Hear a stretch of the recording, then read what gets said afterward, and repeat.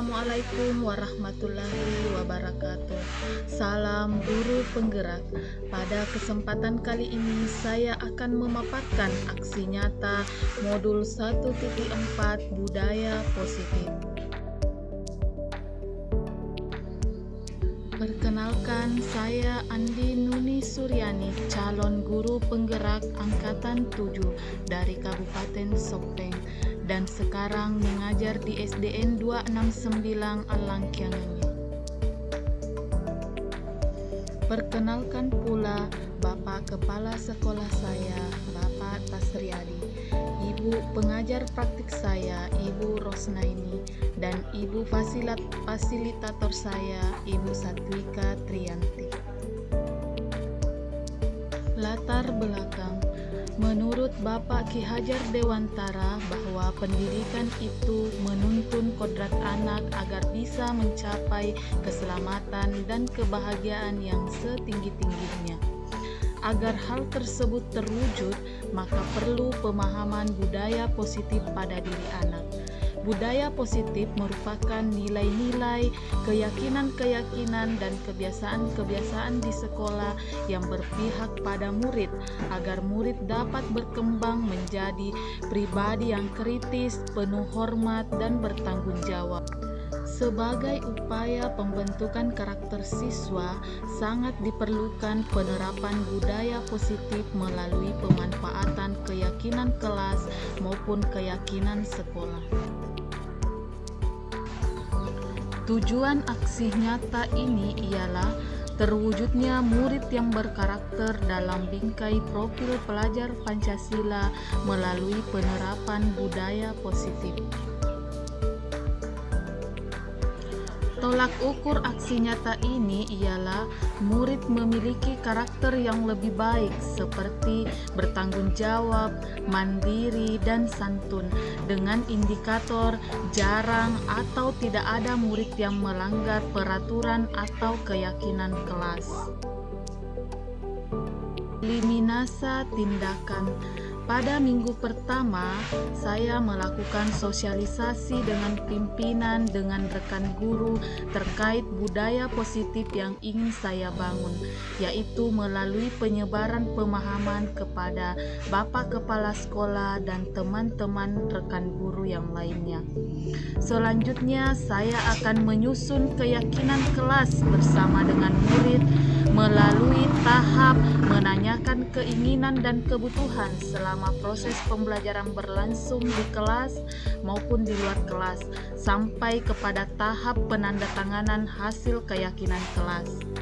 Pada minggu kedua, saya melakukan aksi penerapan budaya positif dengan memanfaatkan keyakinan kelas secara perlahan di kelas maupun di luar kelas.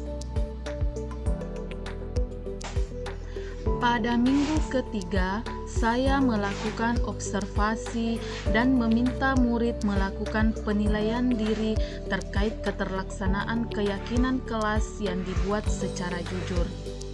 Dan yang pada minggu keempat, saya melakukan refleksi terhadap kegiatan yang telah dilakukan maupun yang belum dilakukan, seperti menanyakan hambatan dan tantangan yang dihadapi selama penerapan budaya positif di kelas maupun di luar kelas dengan memanfaatkan keyakinan kelas.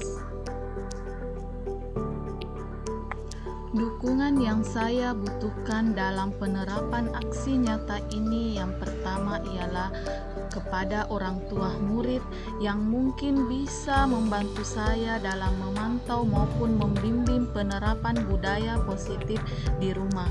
Yang kedua, dengan rekan guru yang mungkin saja bisa membantu saya dalam memantau penerapan budaya positif di sekolah. Yang ketiga ialah kepala sekolah yang bisa membantu saya mengevaluasi pelaksanaan penerapan budaya positif di sekolah. Dan yang terakhir ialah warga sekolah yang bisa membantu saya dalam mengawasi dan memantau pelaksanaan budaya positif di kelas maupun di luar kelas.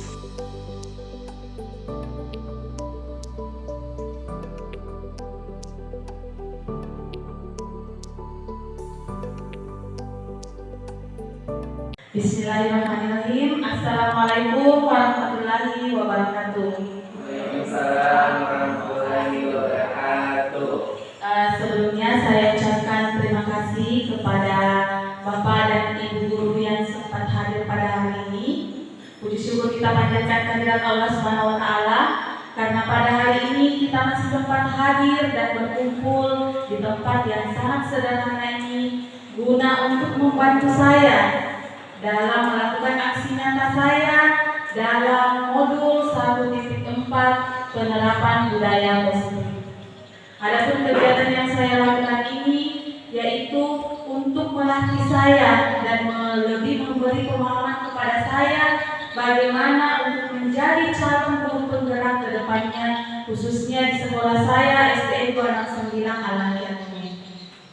Salawat serta salam tak lupa kita kirimkan kepada junjungan kita Nabiullah Muhammad SAW, Nabi yang selalu menjadi suri teladan bagi kita semua, Nabi yang membawa kita dari alam kegelapan menuju alam yang terang benderang seperti saat ini. Pertama-tama saya ucapkan yang terhormat Bapak Kepala Sekolah yang sempat hadir pada hari ini. Yang selanjutnya yang saya hormati Bapak dan Ibu guru yang berkenan untuk berkolaborasi dengan saya untuk lebih meningkatkan pemahamannya mengenai budaya positif ini. Baiklah, saya akan memulai pemaparan materi saya dengan mengajak Bapak dan Ibu mengucapkan basmalah. Bismillahirrahmanirrahim. Baiklah, saya akan memperkenalkan terlebih dahulu program calon guru penggerak ini yang kedepannya akan saya lakukan. Misalnya melakukan aksi nyata atau budaya positif. Jadi kedepannya saya nanti akan membahas mengenai budaya-budaya positif yang bisa diterapkan bagi peserta didik kita sehingga anak-anak bisa lebih membudayakan budaya tersebut. Baiklah, ada beberapa materi yang akan saya nanti sampaikan, terutama di slide selanjutnya. Baiklah, ini yang materi pertamanya yaitu perubahan paradigma belajar tentang teori kontrol. Ya, jadi kita menyadari bahwa peserta didik kita sebenarnya itu ada yang bisa dikontrol dan ada yang tidak bisa dikontrol. Ya, seperti yang kita ketahui menurut Dr. William bahwa teori kontrol itu bahwa pada dasarnya kita tidak dapat memaksakan murid untuk berbuat sesuatu. Jikalau murid tersebut memilih untuk tidak melakukannya, walaupun tampaknya kita sedang mengontrol perilaku murid tersebut, hal ini karena murid tersebut sedang mengizinkan dirinya untuk dikontrol. Jadi kontrol di sini artinya kadang kita menemukan murid misalnya bisa dikontrol dan ada juga murid memang tidak bisa dikontrol. Jadi di sini nantinya kita akan pelajari bagaimana kita seorang guru bisa mengontrol dengan memunculkan motivasi-motivasi dalam diri murid kita, baik dari eksternal maupun motivasi dari internal. Seperti itu. Ya, jadi melanjutkan lagi perubahan ini. Artinya saya ke depannya nanti bersama dengan Bapak Ibu guru melakukan berkolaborasi akan membuat sebuah perubahan, ya, perubahan yang lebih positif demi meningkatkan kualitas dan mutu peserta didik kita ke depannya. Baik itu dari segi pengetahuan murid, perilaku, tindakan maupun dengan behavior murid kita atau keterampilan murid kita. Jadi nanti saya akan menyusun ya bersama dengan Bapak dan Ibu beberapa perubahan-perubahan ke depan. Ya, jadi masih di teori kontrol ini. Jadi beberapa teori yang mungkin ke depannya kita bisa bahas. Jadi mungkin bisa di next kembali dilanjut.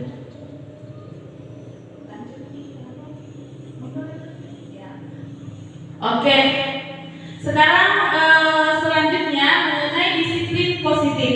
Ya, jadi ini inti dari materi yang akan saya sampaikan, di mana kita lihat bahwa murid yang memiliki disiplin positif akan memiliki memiliki motivasi internal yang tinggi dalam menguasai diri untuk melakukan tindakan yang sesuai dengan nilai-nilai kebaikan universal.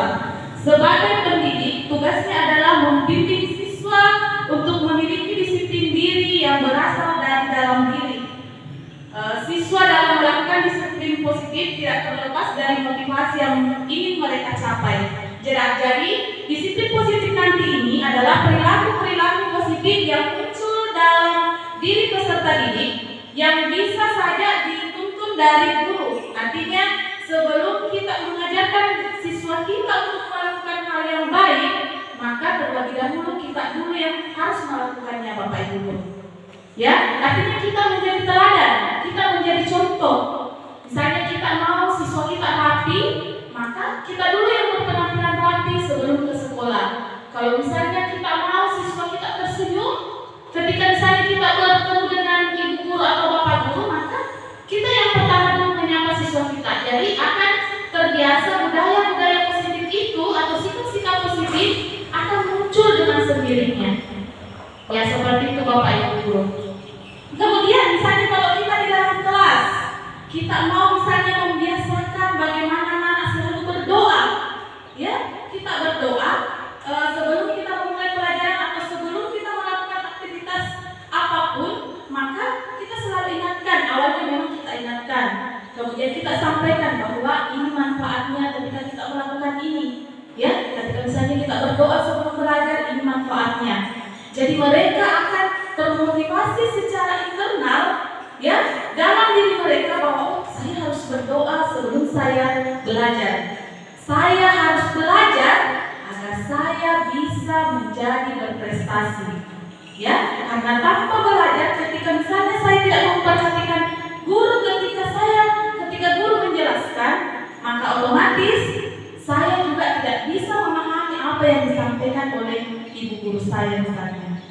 Jadi seperti itu.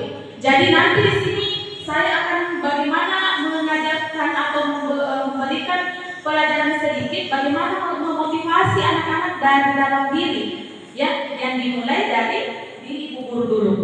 Ya, bisa disarankan Bu. Ya, ini ada ya. Kita lihat di sini motivasi perilaku manusia. Ya, sebenarnya ada 3 hal yang bisa memotivasi peserta didik atau memotivasi seseorang untuk melakukan sesuatu atau untuk berperilaku. Yang pertama kita lihat di sini, untuk menghindari ketidaknyamanan. Oke, kita lihat dulu di sekolah kita misalnya. Ibu tanya atau saya tanya dulu, di kelas pasti ada peraturan kelas ya? Ya, kalau di kelas ada peraturan kelas pasti. Ketika misalnya kamu terlambat ke sekolah, maka akan dikenakan sanksi. Ya, jadi ini anak-anak itu tidak pasti tidak akan terlambat karena mereka takut akan sanksi. Nah, coba ketika peraturan itu kita buka, ya, ketika peraturan itu kita hapuskan, kira-kira anak-anak masih tidak terlambat atau tidak? Pasti mereka akan terlambat. Ya, saya yakin pasti anak-anak akan terlambat karena mereka melakukan motivasi itu hanya untuk menghindari ketidaknyamanan atau hukuman. Ya, tidak ada motivasi dalam dirinya. Mereka itu cuma melakukan karena ada ini misalnya supaya tidak dimarahi sama ibu guru. Saya mau mengerjakan PR karena ketika saya tidak mengerjakan PR, nanti ibu guru menyita waktu istirahat saya. Jadi anak-anak tidak termotivasi dari dalam, dia termotivasi dari luar karena adanya hukuman. Ya, adanya hukuman dan untuk menghindari ketidaknyamanan. Itu yang pertama. Kemudian yang kedua, untuk mendapatkan imbalan atau penghargaan dari orang lain. Misalnya, saya berperilaku baik kepada ibu guru agar bisa mendapatkan nilai yang bagus. Pasti sering kita jumpai anak-anak seperti itu. Ya, saya mau misalnya ranking 1. Karena ketika ranking 1, mama saya memberikan saya sepeda. Itu kan motivasi. Tetapi kalau misalnya sudah tidak ada lagi uang orang tuanya untuk memberikan hadiah, kira-kira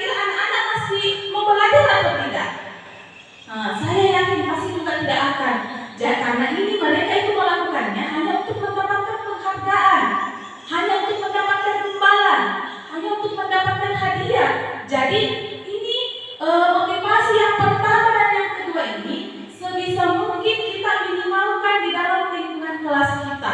Artinya motivasi ini bersifat motivasi eksternal saja yang berasal dari di luar diri peserta didik, bukan berasal dari diri peserta didik.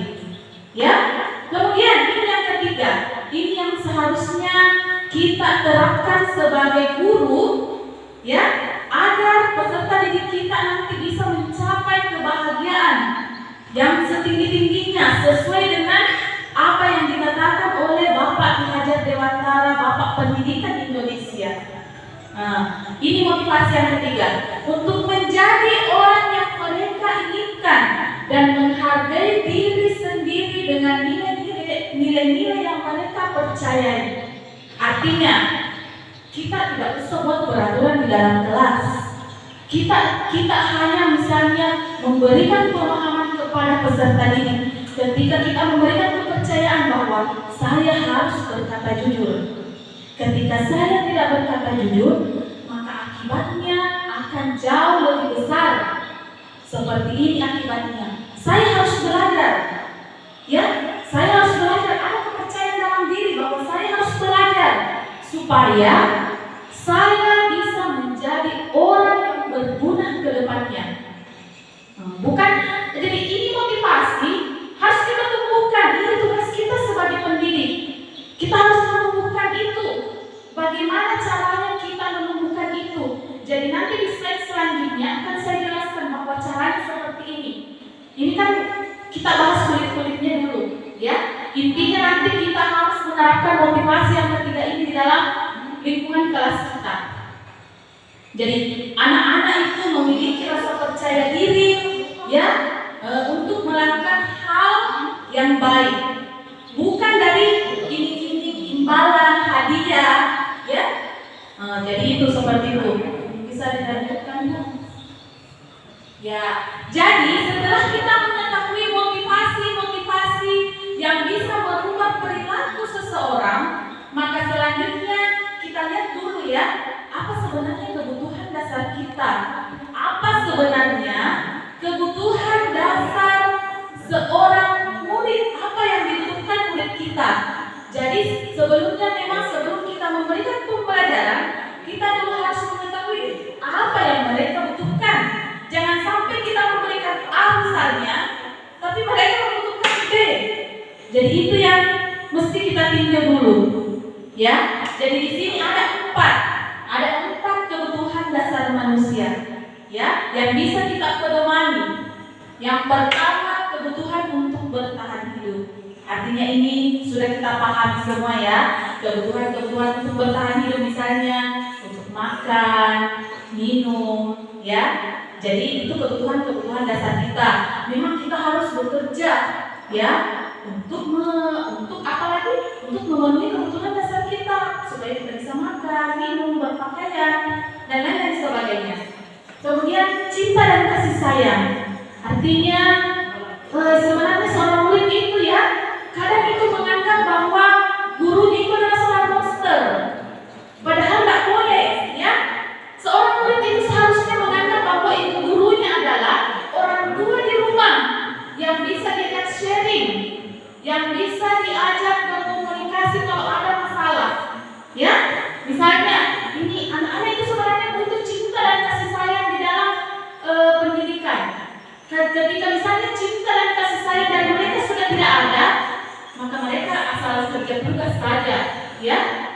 Asalkan selesai ini tidak urus, karena ibu gurunya tidak ada rasa cinta dan kasih sayangnya. Ibu guru masuk di kelas marah-marah, seperti itu, ya, langsung marah-marah. Tidak ada dulu kayak semacam es krim yang diberikan kepada murid sehingga murid merasa jenuh, ya.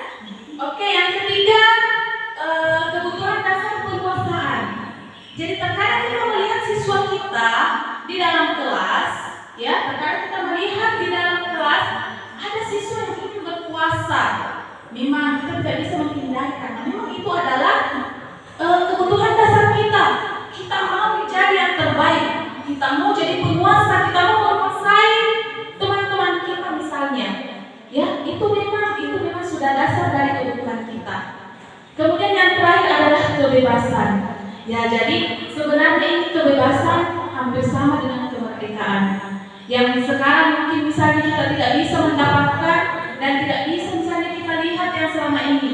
Coba kita dulu waktu sekolah misalnya, ya, anggap kita misalnya kita sekolah, kita datang ke sekolah, kerja tugas, begini, tidak ada kebebasan yang diberikan kepada ibu guru atau bapak guru, pasti kita merasa jenuh, pasti kita merasa bosan. Tapi kalau misalnya ada ibu guru kita yang ketika datang ke sekolah menyapa, bagaimana keadaannya? Kalau misalnya sakit ada yang memperhatikan, kalau misalnya kita mau bermain, dia menciptakan suasana kelas bermain yang seakan-akan kita merdeka untuk belajar, ya, seperti itu. Oke, bisa dilihat. Baiklah Bapak Ibu guru yang hebat, kita lanjutkan materi yaitu mengenai posisi kontrol. Ya, jadi posisi kontrol ini yaitu bagaimana kita memposisikan diri ketika misalnya ada anak-anak yang melakukan kesalahan atau ada murid kita yang melakukan kesalahan di dalam kelas. Jadi di sini ada 5 posisi kontrol yang akan saya perkenalkan. Jadi nanti silakan Bapak Ibu guru memilih bagaimana posisi kontrol sebenarnya yang paling bagus untuk kita terapkan di dalam kelas maupun di luar kelas. Jadi yang pertama itu adalah posisi penghukum. Ya, jadi kita lihat ciri-cirinya posisi penghukum ini, nada suara yang tinggi, ya. Kemudian mata kita melotot, artinya kita marah pada peserta didik kita. Kemudian kita bahkan bisa saja menunjuk-nunjuk, ya, atau kita bisa katakan kamu bersalah, kamu melakukan ini, ya, kita mengintimidasi. Dan hasilnya ketika misalnya kita memberikan penghukum ini, kita berada di posisi ini, maka anak-anak itu kadang merasa dendam sama kita dan marah sama kita dan melampiaskan ke benda-benda yang ada di sekitarnya. Ya, misalnya saya berikan contoh, ini kita berada di posisi penghukum. Anggaplah ada murid saya yang terlambat. Saya langsung katakan, "Woi, kenapa terlambat? Dari mana saja? Tahu peraturan di kelas ini?" Ya, murid kita itu baru maksudnya datang dari sekolah, dia ingin merasa nyaman, tapi dengan kita langsung marah-marah, dia langsung kesal. Jadi saya yakin materi pelajaran yang akan kita sampaikan bisa saja tidak bisa mereka cerna, ya, tidak bisa mereka proses, karena kita mau menjadi penghukum, ya, kita berada di posisi penghukum ini. Sebagai dasar apa? Tata tertib. Kita selalu, tahu tata tertib? Kalau terlambat apa hukumannya? Kamu terlambat, tulis 100 halaman. Bagaimana kira-kira perasaan murid kita kalau seperti itu? Andaikan kita berada di posisi mereka sebagai murid, bagaimana perasaan kita? Pasti kita kesal.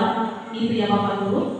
Nah, kita kesal karena mereka seperti itu. Karena guru saya selalu marah-marah ketika saya terlambat. Itu contoh saja ya. Ini ketika kita berada di posisi penghukum, ya, mana ekspresi yang sangat seperti monster, ya. Jadi baru mereka lihat, langsung mereka takut. Belum kita bicara. Apalagi kalau misalnya sudah kamu bodoh, kamu terlambat lagi. Setiap hari terlambat, sudah ikut tegur selalu terlambat. Pasti mereka bagaimana perasaan mereka? Pasti mereka tidak bakal merasa bahagia. Lebih-lebih kalau mau menerima pelajaran, mereka tidak akan mencerna pelajaran dengan baik. Ya, seperti itu di posisi penghukum. Kemudian itu posisi yang paling rendah menurut posisi kontrol ini. Posisi yang kedua, ya, tapi jangan ya, saya tidak menyindir Bapak dan Ibu guru. Ya, kalau memang Bapak dan Ibu guru ada yang seperti itu mungkin bisa dirubah, ya, dengan mengikuti pelatihan ini misalnya. Yang kedua, pembuat merasa bersalah. Kita lihat ciri-cirinya dulu. Nada suara sedih, ya. Misalnya ibu guru, ibu kecewa sama kamu karena kamu terlambat lagi, ya. Jadi maksudnya anak-anak, saya sudah kecewakan ibu guru saya, ya, padahal saya sudah berjanji untuk tidak terlambat lagi. Kita lihat ciri-ciri yang kedua, ya. Hasilnya murid, saya bersalah ini, saya harus memperbaiki, setidaknya saya tidak terlambat besok. Tapi biasanya kalau merasa bersalah ini bersifat sementara saja. Misalnya ya, ada murid saya yang terlambat, saya sudah berada di dalam kelas, saya panggil, misalnya ya, Fajar, kenapa kamu terlambat? Bu, seperti ini, saya begini-begini. Ibu sangat kecewa sama kamu karena kemarin kamu juga terlambat. Ya, ibu sangat kecewa. Tapi kita lihat bagaimana anak-anak, mungkin anak-anak tidak marah sama ibu guru, tidak marah sama bapak guru, tidak dendam, tetapi itu hanya bersifat sementara. Bisa saja besok dia melakukannya kembali, ya, karena bilang ibu tidak marah-marah, ibu tidak marah. Jadi oke, bisa saja ketika pelajaran dilanjutkan misalnya, mereka bisa mencerna pelajaran, tetapi tidak ada semacam efek jerah bagi dia. Ya, tidak ada kesadaran atau motivasi untuk berperilaku yang baik dan dalam diri untuk tetap tidak terlambat. Itu yang posisi kontrol yang kedua. Yang ketiga, teman. Jadi terkadang itu guru harus berada di posisi ini. Artinya guru bisa saja menjadi seorang teman. Ya, bisa saja menjadi seorang teman. Kita lihat ciri-cirinya. Suaranya ramah, bercanda, ya misalnya, hai Fajar, terlambat lagi. Ya, kan maksudnya anak-anak merasa sama ibu. Iya bu guru, saya minta maaf, saya terlambat. Kenapa bisa nak? Kenapa bisa terlambat? Itu kan kemarin sudah bilang nggak bisa terlambat. Jadi seakan-akan siswa itu cuma merasa apa ya? Mereka itu cuma merasa menganggap kita sebagai teman. Jadi maksudnya tidak ada, bisa saja tidak ada perubahan ya dari rasa terlambat itu. Tapi adakah kira-kira yang sudah menerapkannya seperti itu? Kalau misalnya datang muridnya terlambat langsung bilang, ih terlambat lagi bercanda, pasti jarang ya. Karena saya sadar sebenarnya saya jujur ya, sebenarnya saya itu selalu berada di posisi yang pertama itu berhukum. Saya suka kalau anaknya saya hukum saja, karena seperti itu. Nah, ini posisi teman juga. Hasilnya, ya murid akan merasa senang dan semakin akrab dengan guru. Misalnya melalui kesalahan bisa saja mereka akrab dan berteman. Padahal kita sebagai guru, kita harus mengontrol perilaku anak. Kita harus menekan agak ditekan. Bukan maksudnya kita bersahabat atau berteman, memberikan keleluasaan kepada mereka. Tidak seperti itu Bapak Ibu guru ya. Jadi kita terus harus memperhatikan, namun itu saja yang diwanti-wanti, jangan jadi penghukum, tetapi jangan juga maksudnya diinjak-injak sama murid, ya seperti itu. Ya jadi ada di sini ya sisa dua ini. Ini posisi yang sisa yang kedua, yang ketiga, yang keempat dan kelima bisa kita terapkan. Tapi kalau saja kita terapkan, saya yakin budaya positif di sekolah bisa terlaksana. Misalnya ini pemantau. Nada suara yang datar, ya. Selalu ada konsekuensi. Beda sanksi ya. Ingat Bapak Ibu guru, konsekuensi dengan sanksi itu beda, ya. Kalau misalnya konsekuensi, biasanya itu kita buat bersama dengan murid. Sebelum kita memulai pelajaran, kita buat perjanjian atau kita buat peraturan antara guru dengan murid. Misalnya, ini contoh ya. Kalau peraturan, ini perbedaannya peraturan. Kalau peraturan langsung saya tulis saja. Yang terlambat ke sekolah 15 menit menulis 15 halaman. Itu sanksinya. Tetapi ketika misalnya kita alihkan menjadi konsekuensi, misalnya kalian murid, saya guru. Bagaimana anak-anak? Apa peraturan yang ada di dalam kelas? Bu, yang terlambat, anak-anak apa kira-kira konsekuensinya? Jadi anak-anak tahu apa konsekuensinya ketika saya terlambat. Saya lambat untuk istirahat, misalnya, ya, saya tinggal di kelas untuk mengerjakan tugas karena saya terlambat. Jadi ketika misalnya anak-anak terlambat, kita sebagai guru di posisi pemantau hanya mengingatkan saja. Kita dengan nada datar, misalnya, oh ini Fajar terlambat. Kenapa bisa terlambat? Nah, saya begini bu, saya begini. Oke, Fajar sudah tahu kan kalau terlambat apa konsekuensinya? Ya bu, saya tahu saya harus tinggal di dalam kelas selama keterlambatan saya. Kalau misalnya saya terlambat 5 menit, maka saya tinggal setelah teman saya istirahat, maka saya tinggal di dalam kelas selama 5 menit untuk belajar, untuk mengerjakan tugas. Maka itu adalah konsekuensi. Contoh lain, misalnya ada yang mencoret buku temannya, tapi sudah ada di peraturan misalnya, sudah ada di peraturan kelas, yang mencoret buku temannya maka digantikan. Ya, jadi ketika misalnya ada anak yang melanggar, yang mencoret, kita ingatkan saja apa konsekuensinya kan? Sudah ditahu, kan sudah disampaikan sebelumnya. Ya, jadi ini sebenarnya sudah bisa Bapak dan Ibu guru terapkan di kelas. Kalau memang nanti posisi yang terakhir ini belum bisa Ibu guru untuk terapkan, tapi saya yakin bisa diterapkan itu, ya. Nah, ini posisinya selalu mengingatkan akan konsekuensi yang dilakukan. Nah, contoh ini yang terakhir, sekarang di posisi manajer, ya. Di posisi manajer ini, karena kita tadi sudah memantau mengingatkan akan konsekuensi, jadi saya akan memperkenalkan ini semacam paradigma baru yang mungkin belum Bapak Ibu guru, mungkin belum atau sudah mendengar, tapi belum menerapkan di dalam kelas. Ini adalah sebagai posisi manajer, kita menggunakan semacam keyakinan kelas. Kita ubah, ya, kita ubah itu peraturan menjadi keyakinan kelas. Hal atau sesuatu yang berbunyi negatif, kita jadikan berbunyi positif. Contohnya, misalnya dilarang terlambat, itu kan bermakna negatif, ya. Ketika misalnya kita ubah hadir tepat waktu ke sekolah, itu keyakinan kelas, ya. Bisa dipahami Bapak Ibu guru, ya. Jadi kalau misalnya itu negatif, dilarang terlambat ke sekolah, tapi kita ubah menjadi keyakinan kelas, ya. Ketika diubah, kita tulis di situ di keyakinan kelas, hadir tepat waktu. Ya, jadi posisi manajer ini, misalnya saya berikan contoh kasus misalnya, ya. Ini contoh kasus di posisi manajer. Ada anak-anak yang berkelahi.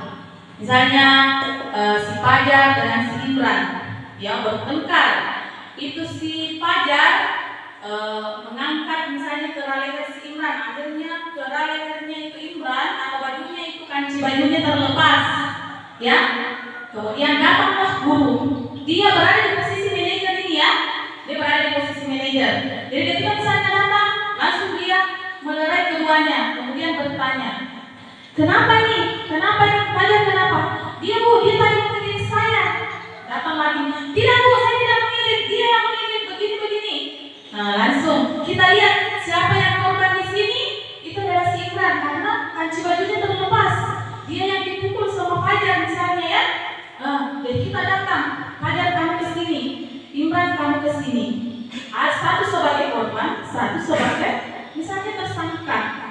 Kemudian kita tanya si Fajar, apa keyakinan kelas yang ada di dalam kelas Fajar? Saya harus berteman Bu sama semua teman saya. Kan ada peraturan sebelumnya, bukan peraturan, ada keyakinan sebelumnya, ya. Saling menyayangi dengan teman, saling menyayangi teman, saling mencintai dan menyayangi teman. Tapi kenapa Fajar kalau misalnya seperti ini kan sudah tidak menyayangi lagi? Ya Bu, saya bersalah misalnya. Oke, Fajar sudah tahu sebenarnya bukan cuma Fajar saja, ya.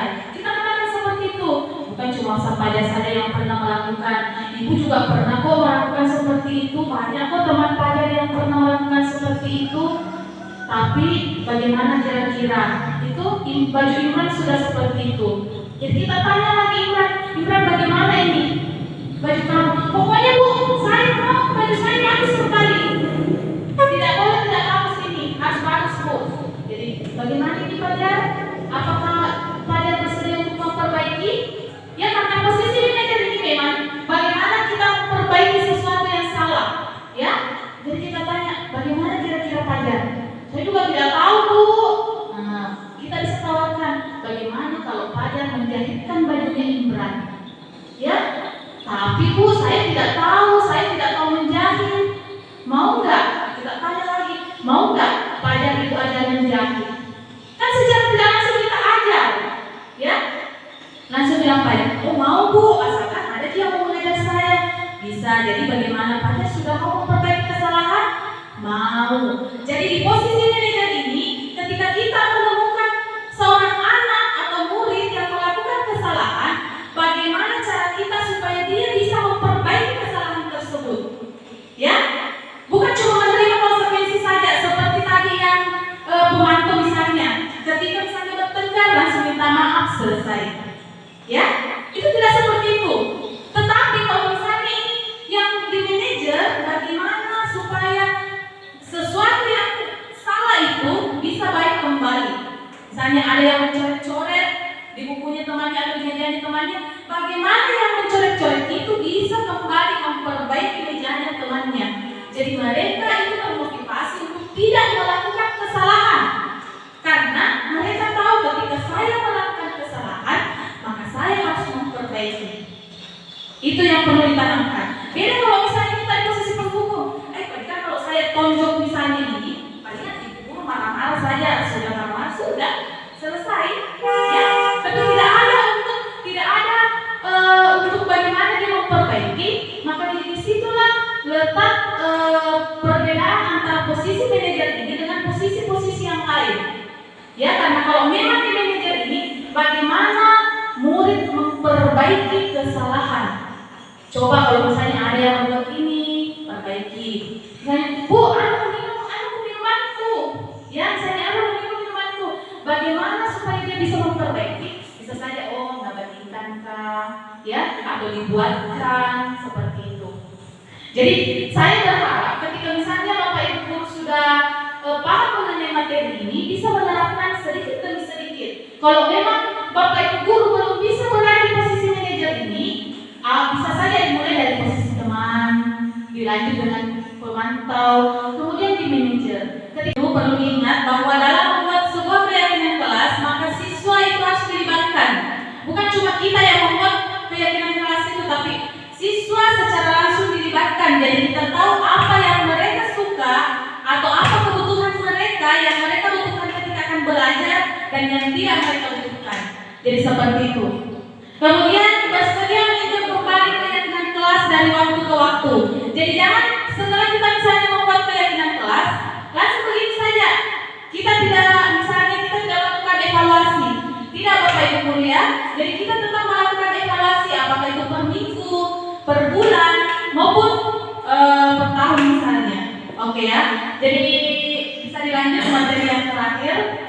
Ya, segitiga restitusi. Ya, jadi kita di sini segitiga restitusi, artinya maksudnya ini ketika ada anak-anak yang melakukan pelanggaran, maka hal yang pertama yang kita lakukan adalah validasi tindakan yang salah. Ya, kita tanyakan, kamu tentu tahu kamu berbuat salah. Kita tanyakan alasannya, mengapa dia melakukan hal tersebut. Ya, ketika misalnya anak-anak terlambat, kita tanyakan dulu, jangan langsung marah. Kenapa kamu bisa terlambat? Ya, jadi kita tanyakan. Kalau misalnya kita, saya lambat bangun Bu, kenapa bisa lambat bangun? Karena saya begadang Bu. Seperti itu adalah validasi tindakan yang salah. Tapi di langkah kedua, kita jangan langsung menyalahkan anak-anak. Ya, kita jangan langsung menyalahkan siswa kita. Kita saja langsung katakan, oke, kamu sudah tahu ya kamu bersalah. Jadi ibu mau kasih tahu kan bahwa bukan sebenarnya cuma kamu yang bersalah, bukan cuma kamu yang pernah terlambat. Banyak kok teman kamu yang pernah terlambat, sehingga seperti itu perasaannya yang sebelumnya itu takut bisa menjadi tenang kembali ketika kita mengatakan hal seperti itu. Tetapi langkah terakhir kita harus tegas, ya. Kita mulai menanyakan keyakinan kelas. Tapi kamu kan tahu kalau misalnya terlambat itu berarti kamu tahu kan keyakinan kelas di kelas kita? Tahu Bu, harus hadir tepat waktu. Jadi ketika misalnya seperti itu, bagaimana cara supaya kamu tidak terlambat?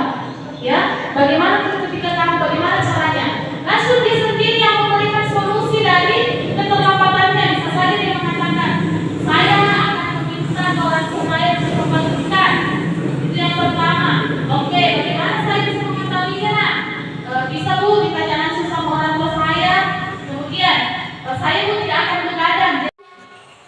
Ya, jadi Bapak Ibu guru, itu tadi pemaparan dari saya mengenai segitiga restitusi atau bagaimana kita menghadapi ketika ada murid yang melakukan sebuah kesalahan dan bagaimana kita memperbaikinya.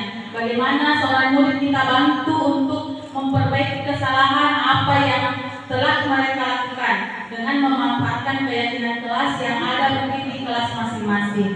Ya, jadi mungkin ini pemaparan terakhir saya. Ya, jadi mungkin saya ucapkan terima kasih sesuai dengan yang ada di slide karena Bapak Ibu guru berkenan untuk mendengarkan pemaparan materi. Ya, jadi mungkin ada Bapak dan Ibu guru yang mau mempertanyakan mengenai materi yang saya bawakan tadi, bisa mengangkat tangan. Ya, saya persilakan kepada Bapak Tasriani SPD ya. Baik, terima kasih atas penjelasannya Ibu Nuni. Yang ingin saya tanyakan, bagaimana cara Ibu menciptakan budaya positif di lingkungan sekolah? Terima kasih.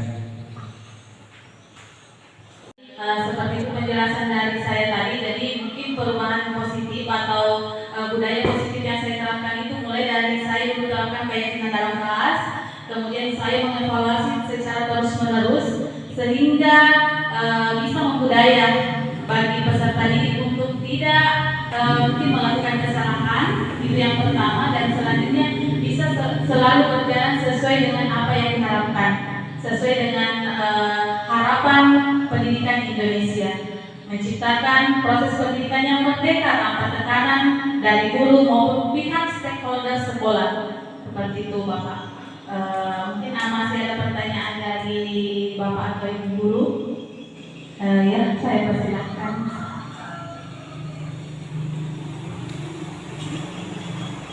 Ya baik, terima kasih atas kesempatan yang telah diberikan. Mungkin bisa dikasih pada slide kedua. Ya baik, terima kasih atas kesempatan yang telah diberikan. Mungkin bisa dikasih dulu dari slide yang kedua. Ya, di sini tadi saya sedikit ingin memberikan pertanyaan mengenai siswa yang bisa dikontrol dengan yang tidak bisa dikontrol. Jadi pertanyaan saya, bagaimana cara mengatasi siswa yang tidak bisa dikontrol? Karena kan seperti sekarang ini kebanyakan siswa itu sangat sulit untuk dikontrol. Jadi bagaimana cara ibu agar siswa tersebut dapat dikontrol? Oke, terima kasih.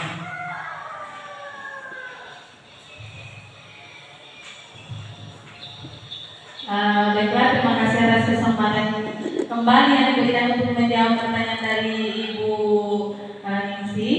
Jadi tadi ini berkaitan dengan teori kontrol ya Bu. Jadi saya memang tadi menjelaskan bahwa ada murid yang bisa dikontrol dan ada yang tidak bisa dikontrol. Jadi bagaimana cara mengatasinya itu yang tidak bisa dikontrol? Katakan kalau yang dikontrol itu aman-aman saja, tetapi bagaimana dengan yang tidak bisa dikontrol? Ya, jadi yang tidak bisa kita kontrol itu Bu, pertama kita lihat dulu apa sebenarnya kebutuhan yang ingin ia dapatkan di sekolah. Terkadang itu kita lihat anak ya tidak bisa sekali dikontrol karena kita tidak tahu apa yang dia butuhkan.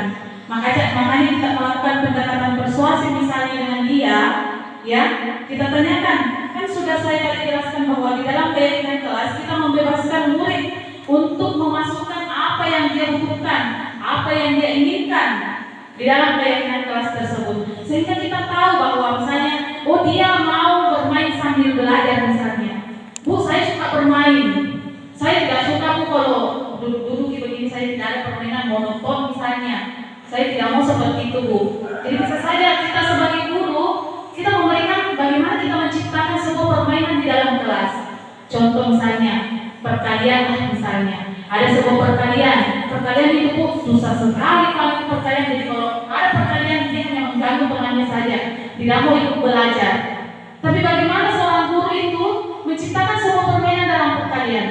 Nah, mungkin saja kita membuat permainan, ada itu permainan yang seperti ini, gunting batu kertas, siapa yang dikalah misalnya 1, 2, 3, ketika dia mengangkat 3 dan temannya mengangkat 5, maka dia berebutan menyebutkan berapa kali 5. Ya, seperti itu. Jadi kita membuat permainan di dalam kelas karena kita tahu bahwa ini tadi yang susah dikontrol, tidak mau dia mengganggu saja temannya kalau belajar perkalian karena pada dasarnya dia tidak suka perkalian. Tapi bagaimana kita menciptakan perkalian itu menjadi menyenangkan? Seperti itu, Bu. Kalau misalnya ada lagi perilaku misalnya yang susah untuk dikontrol, bisa saja kita cari alternatif lain. Asalkan kita jangan menjadi penghubung tadi, posisi penghubung. Langsung kita marahin. Kenapa kamu mengganggu temanmu? Kita cari dulu alasannya, Bu. Kenapa bisa dia mengganggu temannya? Pasti dia bilang, karena saya tidak suka perkalian. Ya, seperti itu, Bu. Jadi bagaimana? Ada tanggapan, Bu? Baiklah, karena juga ya waktu yang membatasi kita. Jadi saya ucapkan sekali lagi terima kasih kepada Bapak Ibu yang sudah mau berkontribusi dan membantu saya dalam melakukan aksi nyata saya khususnya di modul 1.4. Saya ucapkan terima kasih terkhusus kepada Bapak Kepala Sekolah yang sudah memberikan saran dan prasarana bagi saya untuk melakukan aksi nyata ini. Marilah kita bersama-sama menutup pemaparan materi ini dengan mengucapkan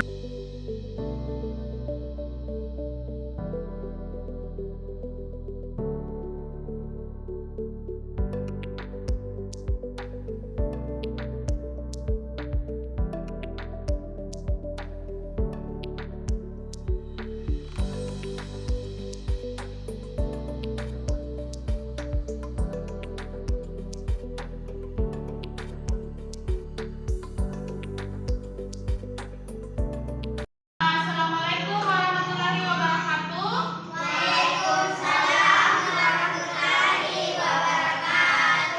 Bagaimana kabarnya hari ini? Semuanya semangat? Oke, jadi hari ini Ibu akan memperkenalkan sebuah peraturan. Ya, ini kita gantikan sering anak-anak mendengar kata peraturan kelas. Jadi kita nantinya akan membuat sebuah keyakinan kelas. Ya, keyakinan kelas itu ya, karena baru yang anak-anakku dengar, keyakinan kelas itu merupakan hampir sama dengan peraturan kelas. Apa-apa yang akan kita kerjakan di dalam kelas dan apa-apa yang tidak bisa kita kerjakan di dalam kelas. Namun perbedaannya itu hanya satu. Misalnya kalau peraturan kelas kadang kita menggunakan kata-kata yang negatif, misalnya dilarang membuang sampah, dilarang ini, dilarang ini.